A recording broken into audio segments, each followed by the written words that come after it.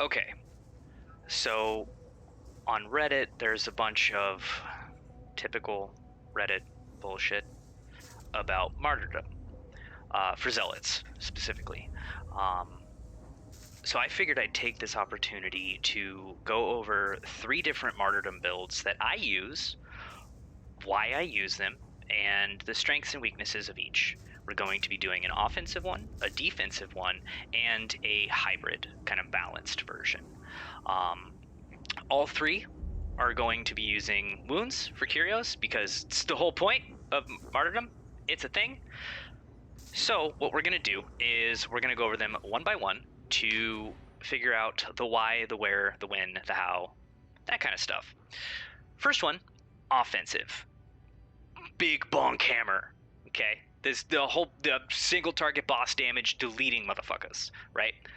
A bug in this one is it actually, if done 100% correctly, can bypass the scripted health gating of the assassination targets and just one-shot them. Normally you can only do 25% in a single hit, and it just pops the shield back, but this skips it, so hooray. So for this one, the hammer, my hammer's not great, but it's serviceable. Thrust, hammer build, I don't need to explain it. Unyielding, head taker, whatever, normal stuff. For the martyrdom builds, I run health, toughness, and gunners, because the weakness of these builds is I do not take thy wrath be swift.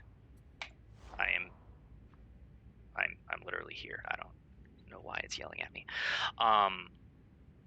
So for the talents we're taking, these are new ones. This one, boss damage. So very first most important thing is we take Backstabber because we're going to be stealthing Backstabbed. Without this taken, it doesn't do anything. This node turns on backstab damage. Take it. Otherwise, you won't do anything useful. We're taking this for boss damage because boss damage is entirely the point of the build.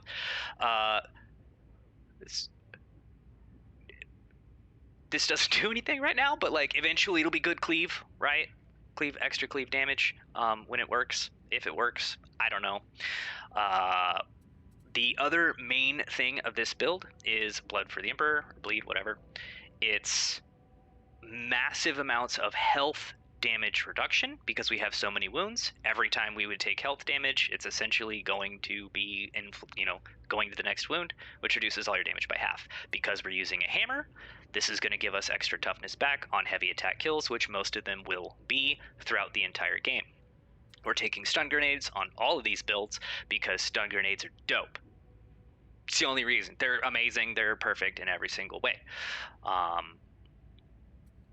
We're going to be taking Until Death and Holy Revenant because when you're a martyrdom build, you have the tendency to be lower HP, so this prevents mistakes from happening. We're taking Benediction because it's incredibly useful.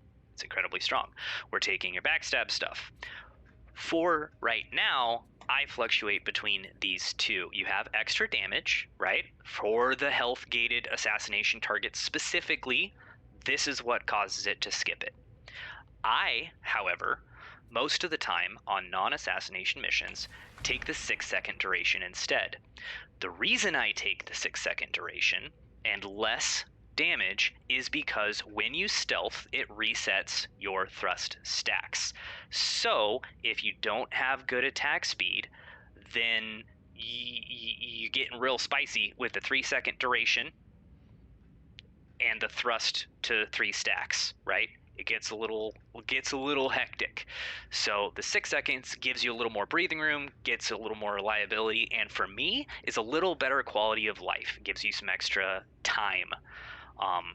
There's also a second reason, which I'll discuss later on.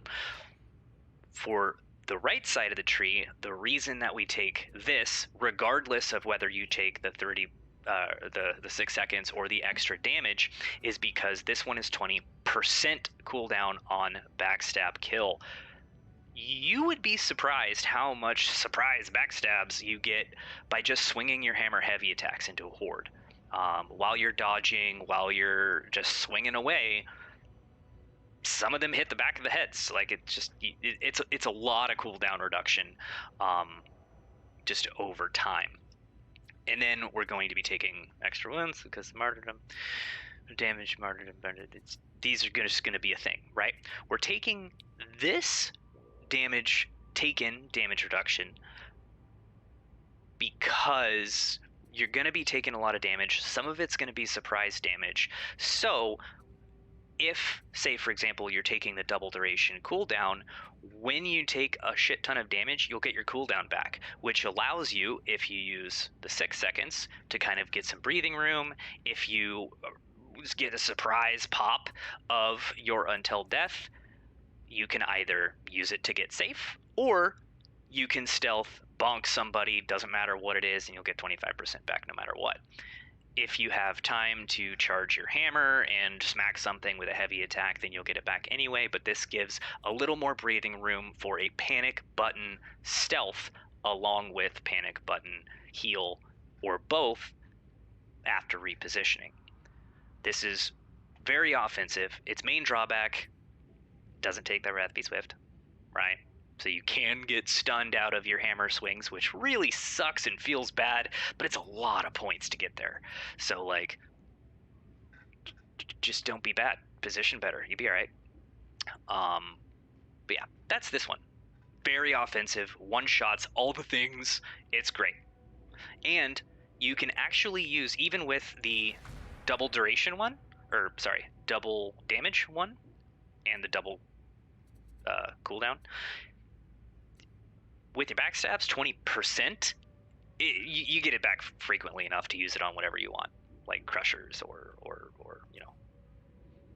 surprise gunner lines, or it's useful. Okay, but that's the offensive one. The second one we're going to be looking at, that's not it. Second one we're going to be looking at, opposite. Okay, this one is defensive, just defensive everything. Right? So this one is not about staying at max stacks, but while you're there, you'll be doing extra shit. You'll be a little safer. The lower your health, the more durable you're going to be. But the entire purpose of this build is effective toughness and effective health, right? EHP stuff. So what we do, instead of all the boss damage nonsense, we take the regen. As you take damage, you'll just get 25% of it back over time. You still go down this left node because Bleed for the Emperor is so strong. So strong. You take stun grenades because they're the best. We're going to ignore the finesse damage for now. I take that specifically because the weapon I'm using on this is not very good, and so I need it to meet breakpoints. Because it's defensive, we're taking Shield of Contempt, which is crazy strong. Like, it's probably going to get nerfed.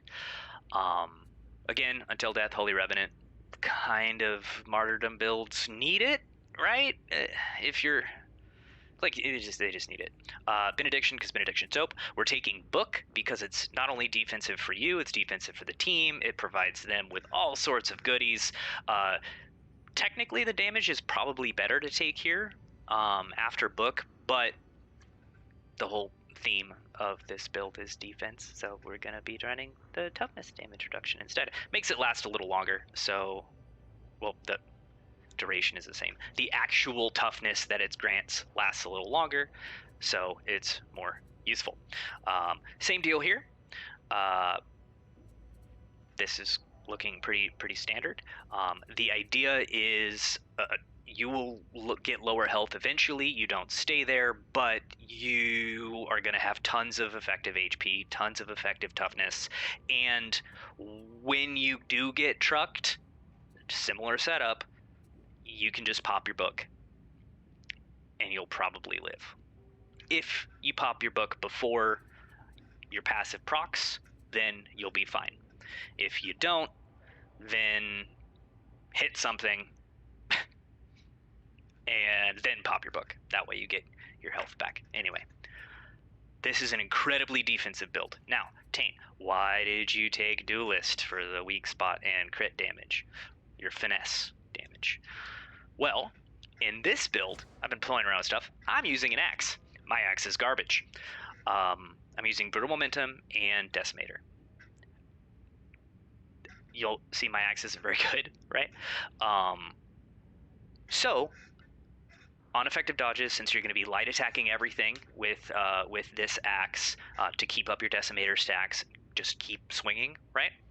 You don't need to heavy attack anything except for like crushers, maybe, right? It doesn't like if you effective dodge, then you'll get the headshot, which will trigger brutal momentum, which means you can cleave better. It's more damage, right? So it kind of needs it. It's a floater. If you have a better weapon, that meets a breakpoint to one-shot trash anyway in their head. But I don't, so I take it.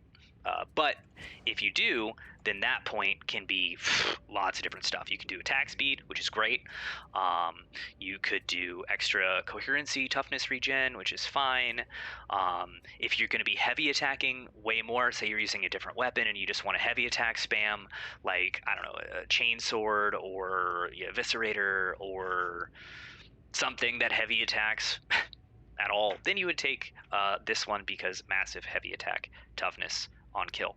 I take this one because my axe sucks. But that's the toughness one, and I'm going to make sure to hit escape so that it doesn't reset on me. Now the third one that I wanted to go over is the hybrid version. This is offensive to a degree and defensive at the same time, and it's essentially, for the way that I have it set up, is essentially a blender, right? It's just mash, just pure high octane blender while still being really hard to kill, lots of effective HP, lots of effective toughness, even more effective toughness, but it's not going to one-shot bosses, but it is just a meaty beast of a build, okay? So it is crit based, but it's crit martyrdom. Okay, so we're not taking the ridiculous shit down here on the left. That is just, infinite crits for everything. So because it's crit based, we go down the right here for your crit bleeds and your toughness damage reduction on crit, right? It's useful. And we go to the left because bleed for the Emperor. It's a thing. It's great. Stun grenades because stun grenades. Until death, Holy Revenant because martyrdom. Benediction because toughness is great. This, we're taking Chastise, or whatever it's called now. Fury of the Faithful. It's fucking Chastise. I don't know. Whatever. Because we're running crit, right, we're going to be doing a sword with crit. Right? We got crit martyrdom. We've got crit. Crit maniacs, rampage head taker, typical sword setup. For our range weapon, we have crit to proc the toughness damage reduction on crit from range, by the way. It's a thing. And then blaze away and pinning fire because I haven't updated my range weapons since all the nerfs. It still works fine. I don't know. Doesn't matter. But for sword, okay, you crits a lot. And you can light attack pretty much everything you need to, but you can also heavy attack like beauties and stuff. So with this one, you engage with Chastise, which procs your crit, or you shoot them a couple times with your Shredder Pistol, which will proc your crit anyway, because it's a Shredder Pistol. And you have your cooldown reduction on your Chastise. This one you could ignore. It's funny.